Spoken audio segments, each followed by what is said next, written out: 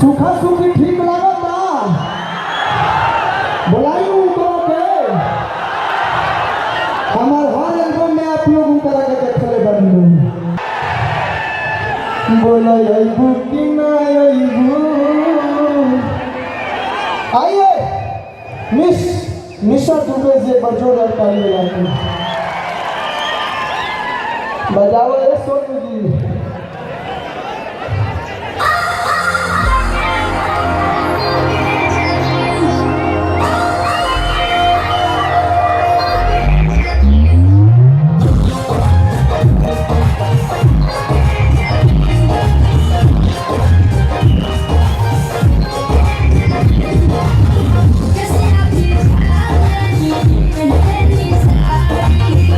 I love you.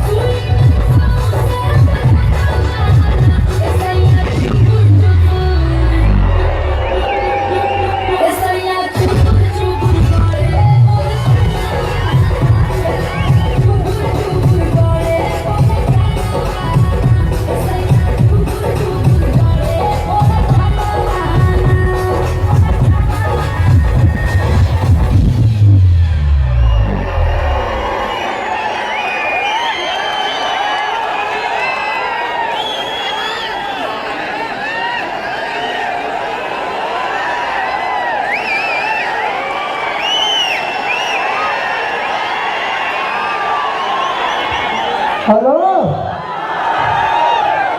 एक हो, आप लोग ऐसे साथ दीजिएगा तो 10 को कर देंगे। पहले एक बार कस के निशा जी के नाम पे हाला होगा तो सबसे पहले आप सब लोग के निशा दीदी के प्यार भरा नमस्कार और प्रणाम बा। जल्दी तार दिया हो को सॉरी और का हाल बा? पहले पीछे वाला लोग सबके का हाल बा? उन लोग तो बुझा था कि विराट कोहली का बैटिंग के फेल डालो। गुड गुड बढ़िया लागत हूँ। अभी बहुत लोग के परफॉर्मेंस बाकी बा, काफी कलाकार आ गए हैं के सब रोए सब खातिर रहे बनी जा। हमारा खातिर के आएगा, हमारा खातिर हमार माँ भाई और आई वालों काम हो रहा है। क्यों और के नाम लिखा जाए ये कर डालो। ये हमारी पोपो हो। चलिए बहुत अच्छा लगा। अभी बहुत लोग आए लोग कार्यक्रम में जा रहे थे बना होई अभी पूरा कार्यक्रम अभी होने के बहुत कुछ बाकी बा। देखिए अब हमने के बाद रुआ सबके बीच में हम चाहते हैं कि हमारा सौभाग्य बा कि उनका नाम लेने के हमारे को मौका मिल रहा बा। रुआ सबके बीच में भोजपुरी के आइटम किंग जरा के रुआ सब नाम देले बानी आइटम किंग वहां के बुलावे चाहता नहीं तो दोनों हाथ उठा के एक बार जोरदार ताली बजाइए। सीमा सीने भाई जोरदार ताली बजाइए। वेलकम आइए